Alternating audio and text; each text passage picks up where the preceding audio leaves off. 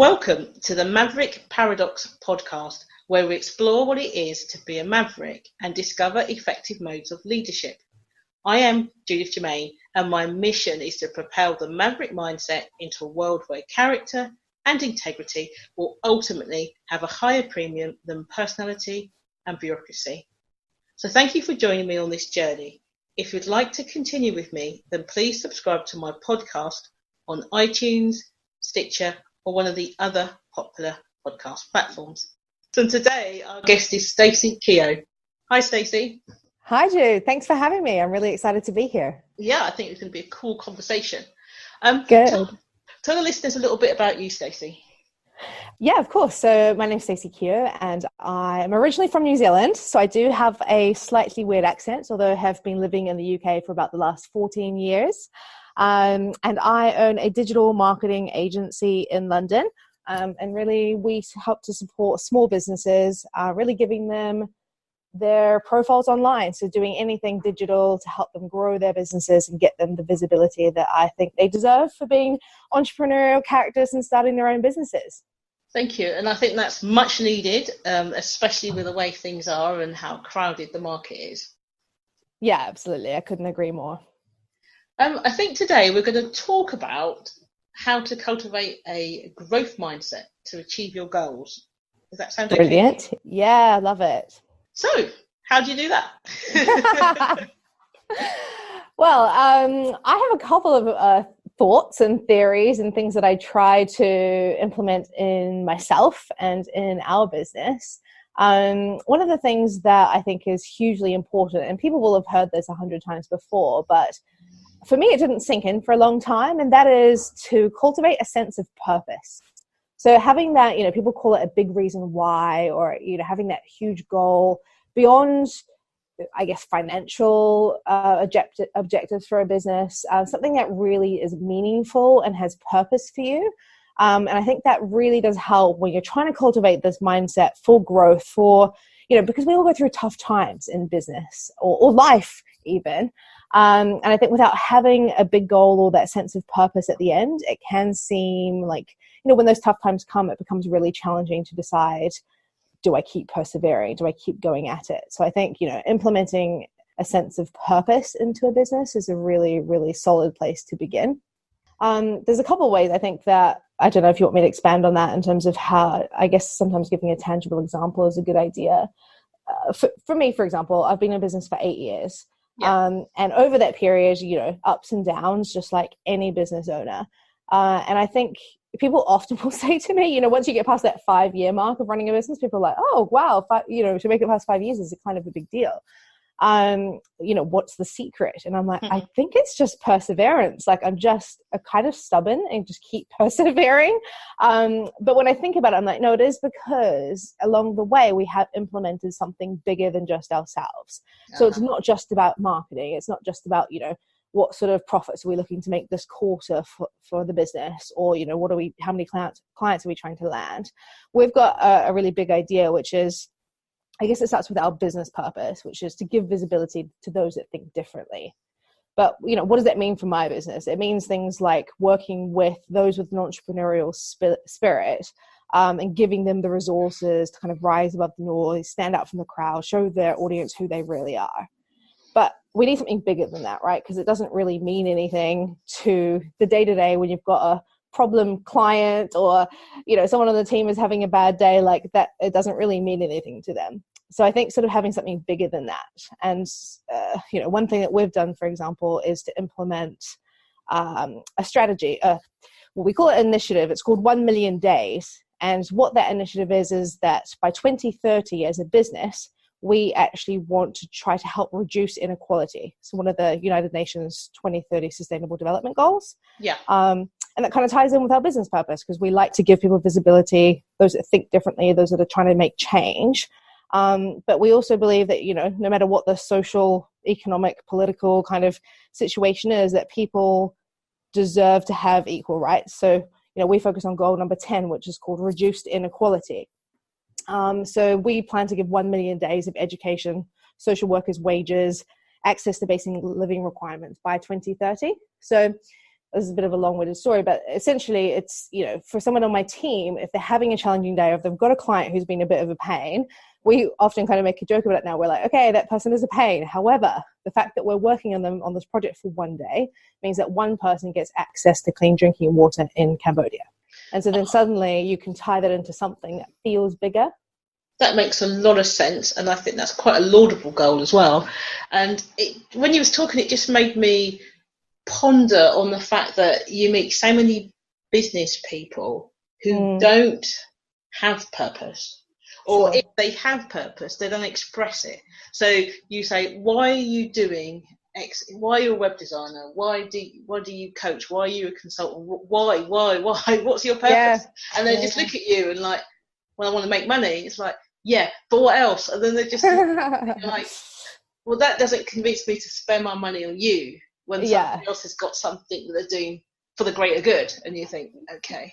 I mean, you're right, because it helps people to understand what it is that you stand for. It helps show off your personality a little bit. I think the situation that you're talking about there, I think possibly that just comes from being a bit of an accidental entrepreneur, perhaps, where you've just sort of been a web developer in a role, and then you've got a lot of freelance opportunities, and so you've just kind of followed through on that. So you maybe haven't given it much thought. But I think it's really common. You're right. Like, it is really, really common.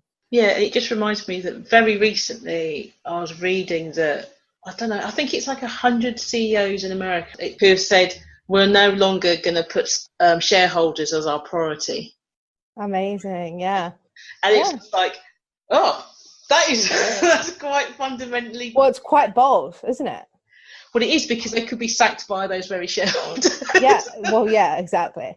But I think, that we can go on a tangent here, but I think this is, economic conditions are changing. The way that consumers shop, the way that consumers buy things is different now.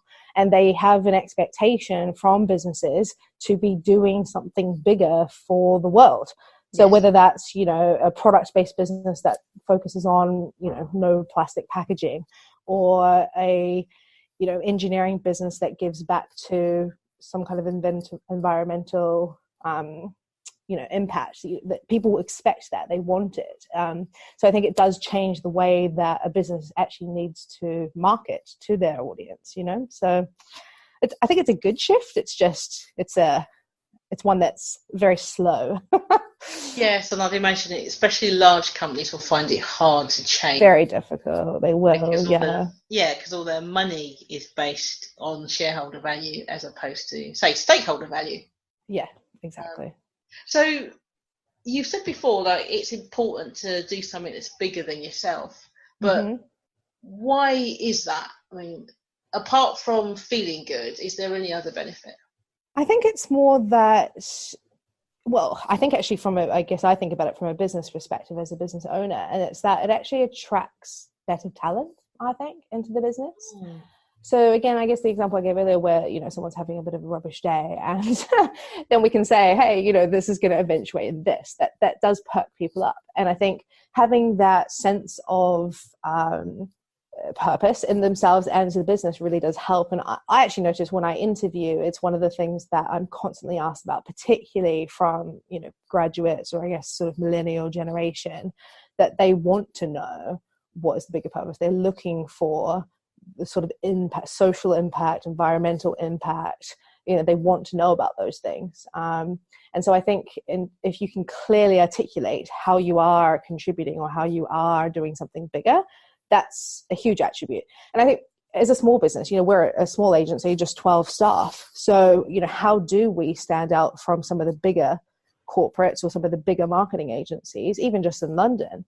And I think one way that we're able to do that is by having something that is more powerful and impactful, and that people can actually feel they can be a part of. That makes a lot of sense. A year ago, I started the Socialised Maverick mission, and it was very similar in that way as looking at the greater good and how you can turn Maverick talents to support the world growth as opposed to just themselves. I love that. Yeah, so because Mavericks are willfully independent people, are very influential, very persuasive.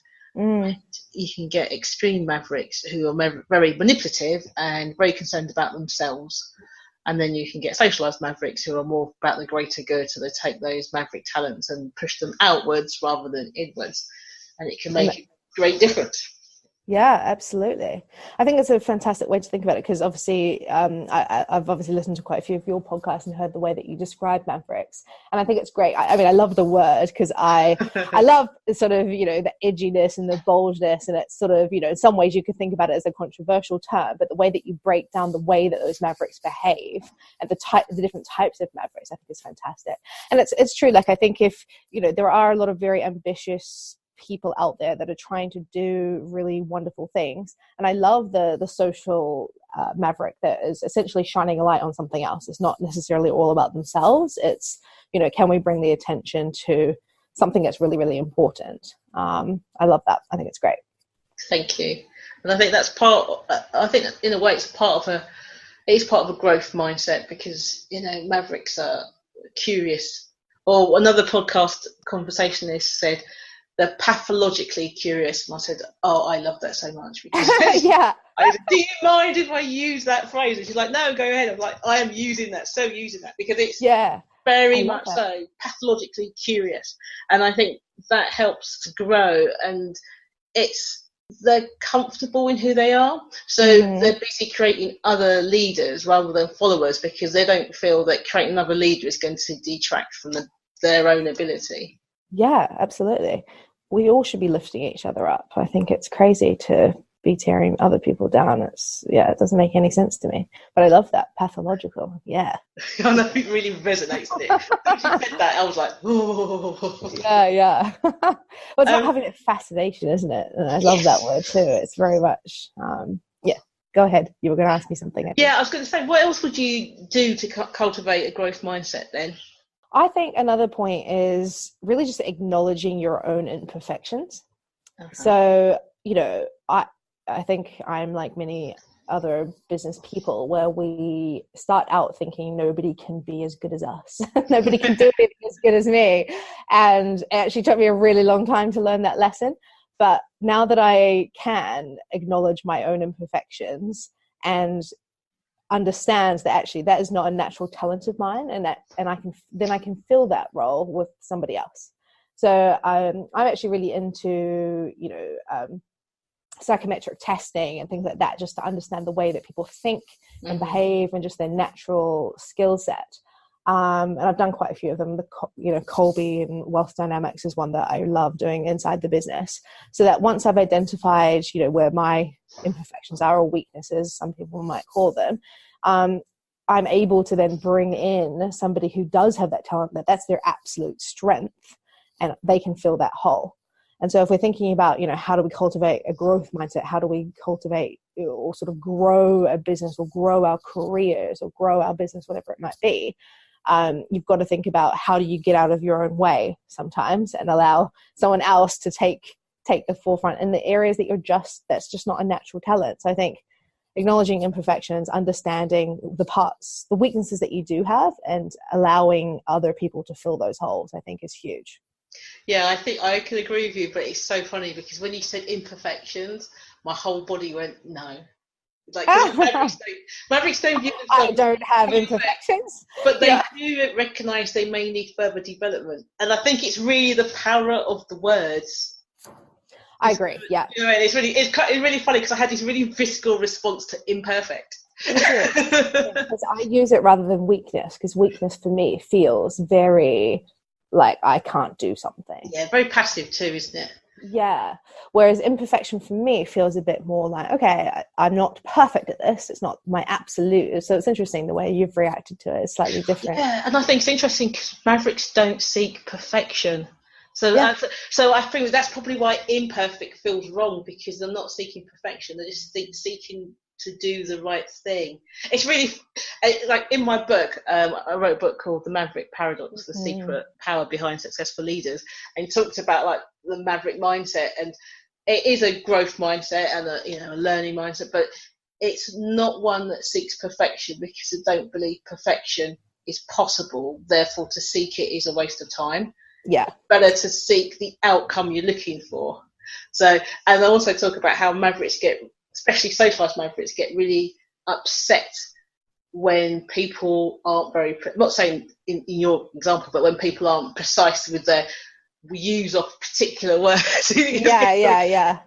It's not what I meant. If I meant that, I would have said that word. I Yeah. meant this nuanced word. Yeah, absolutely. That's Which so is true. really funny. You mentioned wealth dynamics. What's your profile? Star. Okay. What was your subsidiary one?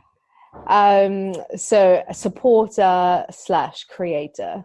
Okay, that's interesting. Yeah, I also years ago had wealth dynamics done, and I was What were you? Do you remember? I was fairly right-sided. So I was supporter. I think it went something like supporter trader.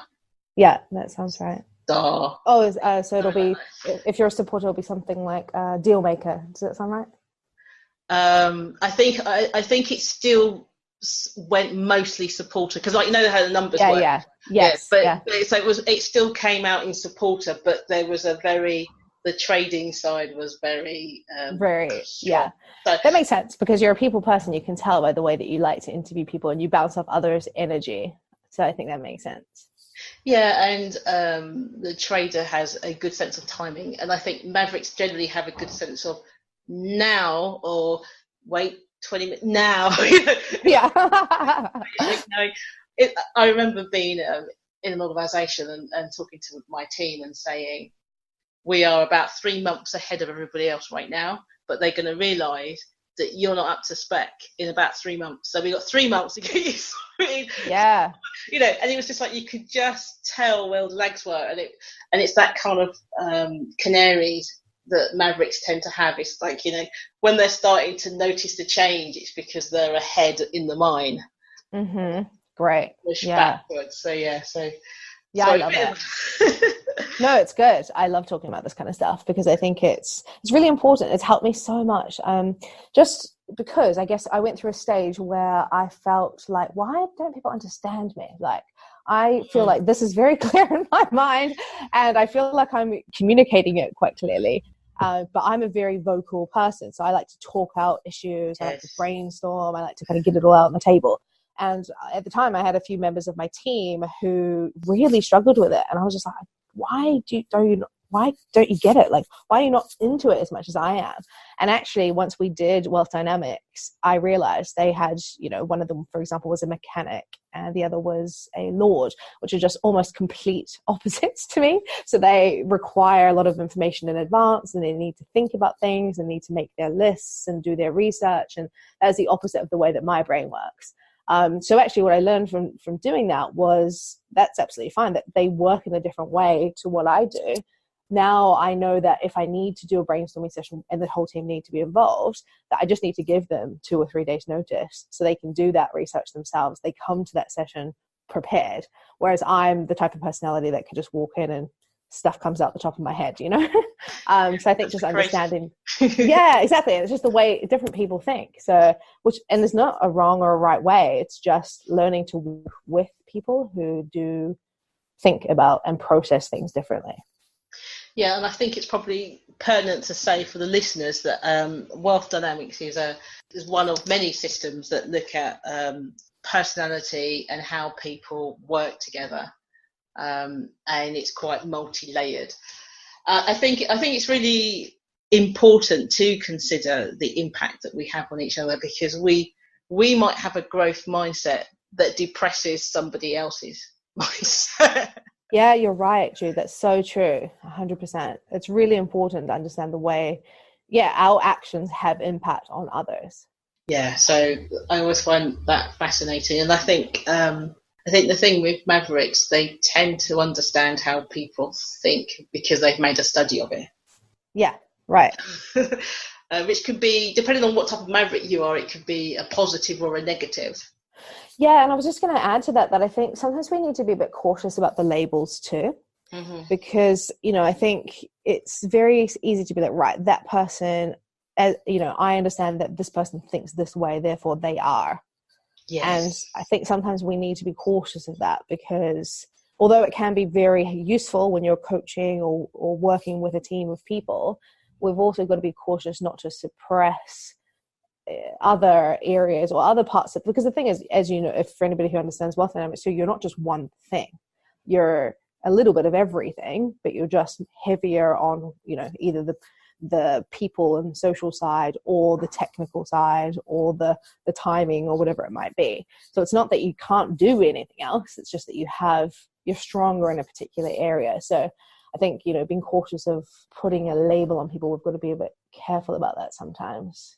Yeah, and I think it's particularly true for people who have learned a specific system, whether it's Myers-Briggs, DISC, whatever it happens to be, because the worst kind of practitioner then sees people in those labels and not realizing that the test in itself, depending on what the test is, or how it's normed, or is this a test that is flexible based on current situation, or is this a test that's actually deep rooted and it's never really going to change that much?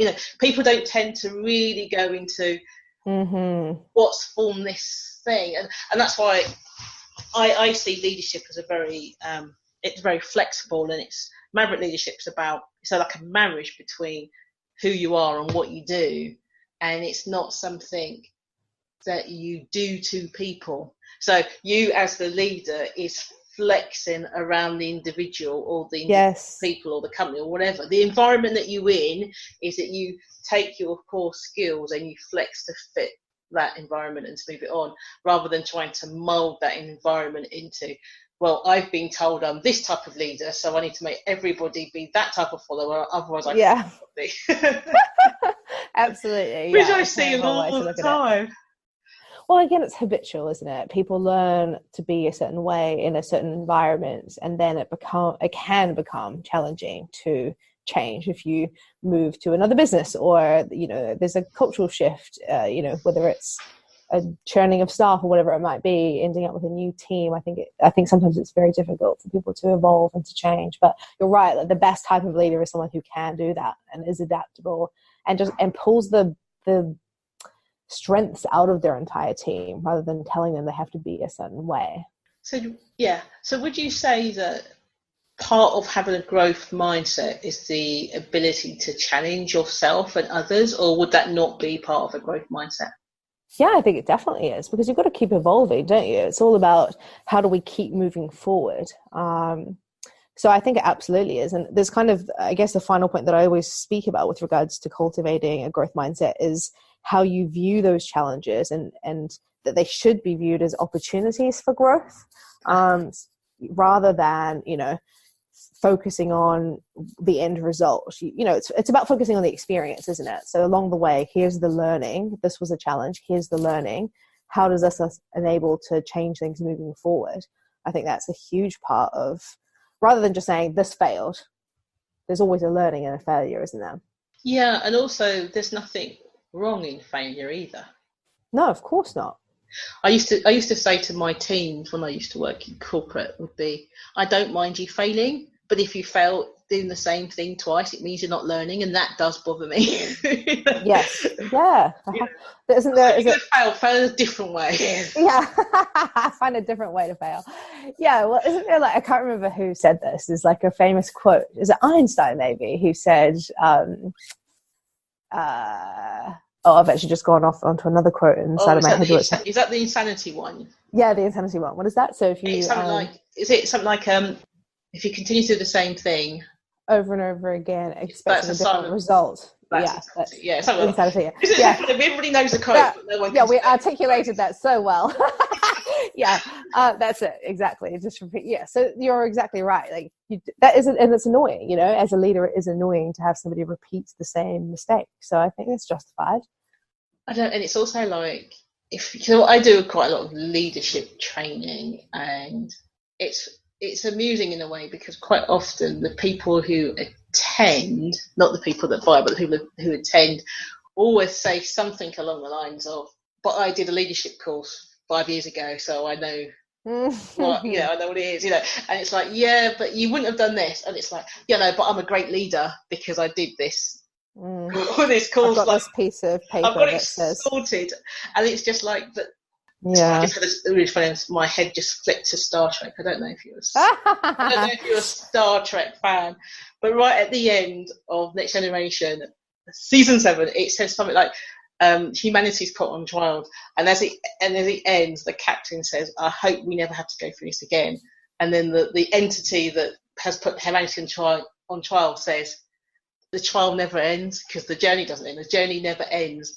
And it's exactly what it is when you're doing leadership, isn't it? Leadership never ends. It's just like, it will always continue. And I always ask the question to people, if you're doing training, it's like, whatever you're training on, I'd say, well, how do you demonstrate this thing at home? And they'll say, I've never thought of that at home. And I'm saying, well, if you're a leader, aren't you leading at home too? Outside of work, aren't you also leading? And it makes people think, well, what is leadership then, if I'm supposed to lead? And it's a good way for people to start to think, oh, hang on a second. Yeah, if I have to lead at home, what do I do? And it's interesting when the people come up and goes, I never thought that's leadership. And it's like, well, you know, well, of course, because if it's your natural self too, you do find you naturally do it in all areas of your life. Yes, and that you should do. And other people say, sometimes people will say, I don't do any leading at home. My wife just tells me what to do and I do it, you know, or my husband will do it. Actually, funny enough, I've never ever heard a woman say, my husband doesn't know what to do and I do it. But I have heard men honestly say, well, you know, at home, my wife takes over and she does everything and I just follow along. Yeah. It's so true. It's funny because what went through my mind just then is there's a saying that I have a real issue with this. Forever, my whole life, members of my family have always called me bossy, and I hate it. I literally despise that word with a passion, because I'm not bossy. I have leadership skills. That's what I tried to tell my mother. But I hear the way that word gets put on particularly girls and women, and I really, really despise it. You know, I hear it happen with my niece too, where they say, oh gosh, she's so bossy. I'm like, but you would never call a little boy that, or you wouldn't call a male working in your environment bossy. It's just a label that it's put on women. So I have a real, so kind of one of those, I was thinking about leadership skills, and often I find that there are, you know, I tend to be the person who does organize things in my family life or make decisions and try to be a little bit more decisive about things when people are faffing about. But that often is labeled in those sorts of environments as bossy rather than assertive or as leadership. Organizer, yeah. I think they've done loads of experiments where they've given descriptions of certain leadership styles like domineering or, you know, bossy or whatever, and then shown pictures, and the men always get that kind of dynamic label and the women always get like emotional or bossy or strident, or, you know, so whatever that, so even though they'll have the exact same narrative for male and women, when they read it, they read the women into this kind of strident person and the man into this decisive. But I think it's changing though. I don't see millennials and Gen Z doing that, because I think they're more into equality and opportunity for everybody and diversity and inclusion. And I really don't think that, you know, millennials and Gen Z see a difference between a man and a woman. I don't think they see that kind of gender stereotype. Maybe we don't see it on TV anymore. You know, I remember every time when I was growing up, every time there was something like washing clothes type of a man in it, the man was either stripping or getting it wrong or whatever. Do you know, in all the famous Coke advert where all the women are excited because the guy's outside and he's drinking his Coke and they're all like, well, but you don't have those adverts anymore. You don't have that kind of stereotypical advert. Yeah, you're right. You're right, and if you do, it's almost a joke because it's so ridiculous. Yeah, it's like I always remember there was this advert. Oh, I can't remember what it's called now. It's terrible, isn't it? I can remember the advert, but not. I think the product was something like, it was kind of like cleaning ovens, and it might have been called Mighty Muscle or something like that.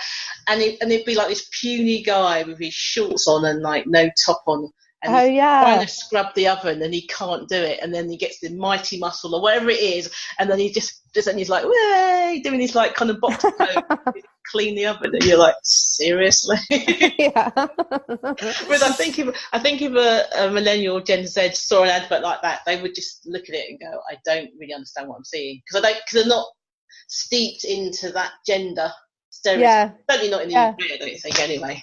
Yeah, I think that you're probably right. I think it is moving it's definitely moving in the right direction. I think there are still some challenges, I think, but yeah, I feel good about that. I feel like it is good that it's starting to shift and change and isn't so much of an issue with the younger generation. Definitely. Yeah, I think this is probably the first time in history that older people are looking at the younger people and desperate for them to save them. Do you know, because I think all through time it's always been, look at the young and they don't know what they're doing, they're tearing down society. Whereas I think now it's kind of like, the millennials will save us, or the Generation Z will save us, because they will make the environment proper and they will change politics, and they will, it's almost like we're looking at them now as saviours. Yeah, it's quite amazing. In the past, they were the anti. Yeah. And it's so funny because it's happened with every generation. But you're right, this is a massive shift for us to look down and say, right, this is what do you, not as down, but you know what I mean, to the younger generation, to say, yeah, what is it that you think we should be doing? Because they do have ideas. Like, that's the thing, isn't it? It's sometimes it's just about looking at things logically, more simply. We don't have to worry about all the complexities of how. It's just thinking about what needs to be done and why. I think they're more used to collaborating because that's their style of education. So whereas when I was growing up, you did pretty much everything on your own, whereas now education is more, everyone's doing it together. So it's lots of collaborative groups. So I think that probably makes a difference. And also I think kids are being taught a growth mindset from primary school. So I think you're right. It's becoming something that they already have a growth mindset because they've spent their education steeped into non-toxic language, and you haven't done it yet, as opposed to you failed. And I think that makes a huge, even if you're learning that from 5. I mean, there's a local school here and it teaches kids from the age of 5 Edward de Bono hats theory. Oh wow, really? And I'm thinking, gosh, sometimes I have to go into organisations and do a miniature session on that because they've never heard of it. And and whereas you've got 5-year-olds who can go, I've got my black hat on today and this is how I'm thinking, and you think, wow, that's what's going to change the world absolutely, in a different way. Yeah, that's interesting. What do you think is going to happen? So when you're talking about Mavericks, do you feel like there's going to be a huge increase in the way, when you're talking about the social Mavericks, for example, that are trying to make change for the better and have that really savvy sort of mindset, shining lights on other people? Do you think that sort of segment is going to grow?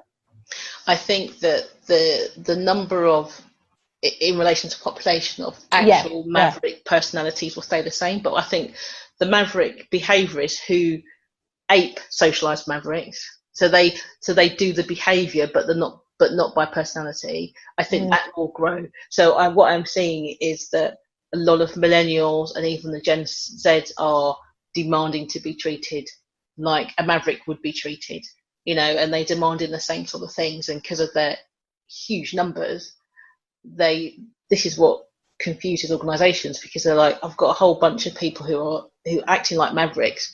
I don't know how to deal with that. Before they might have one in a group of 20, and now they've got, like, in a group of 20, they've got 19 people going, I want to work from home. I want to use Facebook because I can book to my mate and I can answer this question. Yes, and they won't work with your competitors, but they've got brilliant ideas. She told me last night. It's complete change of attitude, and I think that will grow. I think the demand will grow, because I think before, all other generations demonstrated on a slow, so like, you got your baby boomers who just did their dues because eventually they'll get senior and that's fine. And then you had the tiny population of Gen X's who are like, oh, I'm not sure about that, I want a work-life balance, and I want, but yeah, I understand I need to do my dues. Whereas you've got people now, it's like, no, give it to me now. The fact that I've come out of university and I know absolutely nothing does not mean I can't work on this massive project with your best client because I know stuff. Whereas, whereas if you might have a maverick who could demonstrate prior learning or whatever, you've got people right now saying, I want to make an impact. And organisations aren't set up for that. And that's where the big issue is, because they're like, over the years, training, for example, was a reward, either a mandatory necessity, then you get stuff, or it became a reward. You've done really, really well, let's develop you more. Whereas you've got people now that says, nope, I need to be developed if I'm going to do this job. And I think that's a big surprise because it requires an investment that people weren't expecting. Yeah, of course. And I think so, yeah. So I might be fun with organisations going, all right, okay, this is what we need to do now. But it's interesting, and I don't think they can deny it now, because if they're predicting next year 50% of the workforce will be millennials, then they, and then Generation Z already in the workplace. Yeah, of course. Yeah. Yep, things need to change. To change really good. So, if you could give one tip to cultivate a growth mindset for a business, what would it be? Or you could do more than one, but I think it's kind of the things that I've touched on. So I think that cultivating that sense of purpose, I think, is so important. And actually not just a sense of purpose, but implementing it, and how, thinking about how to actually implement that in a business. And I think actually, just based on what you've just talked about there with the millennials and the Gen Zs, and it's getting them involved and actually saying, right, what should this goal be? What is the purpose? What makes you interested or excited about working with this business for the next, putting even a 5 or 10 year thing where they think that they could actually be a part of something is quite difficult for that generation, because they often will think that they want to move around. But if you can have them actually be a part of putting that whole process together, and as I say, not just a sense of it, but actually how do you implement day to day? How does that actually have an impact every single day on the work that they're doing, or week to week or month to month, and how is it measured? Yeah, I think that's brilliant, and I think that's a real good tip. Yeah, because what came to my mind there was millennials are fast becoming the biggest consumer with the least amount of money. So that in itself changes a lot of things, because they're there to buy, but they don't have as much disposable income due to student and various other things. Well, also I think there's a statistic around, I don't remember the exact number, that there's a misconception that people assume that they're impulsive and make these impulsive purchase decisions, and actually it's the opposite, that they're following brands for months and months and possibly even years across, and this is where social makes a big impact, across different social media platforms, following these brands, getting invested in their story and their journey, and that is what is leading to some of their purchase decisions. So, understanding the way that they think and the way that they act and behave and do spend their money is really, really important for businesses. Yeah, and I think it probably looks impulsive because they ask their friends, and if enough friends say it's a great idea, then they'll buy it. Mm-hmm. So it may look impulsive because the people that are selling aren't directly involved in that decision. Sure. I mean, I'm no millennial, but if I go shopping, whilst I'm standing in the shop, I'm also in Google checking out the Amazon reviews before I actually buy the thing. Or right, yeah. Actually, no, I'll go home and order it on Amazon. I'll get it tomorrow, it's cheaper. So yeah, exactly. A big change. Oh, Stacey, this has been a real fun conversation. Oh, good. You're going to come back and talk about sales? Yeah, I would love to. Definitely, of course. Thank you so much for having me. It's been fantastic. Brilliant. Thank you so much. Thank you once again for tuning into the Maverick Paradox podcast. I hope you have enjoyed listening to my conversation with Stacey as much as I enjoyed having it.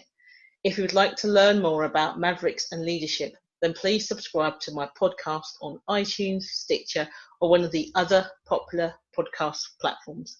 Alternatively, apply to join the Maverick Paradox exclusive Facebook group, and my website is maverickparadox.com. Find out how willful independence can ultimately change all our futures. Thanks again, and see you soon.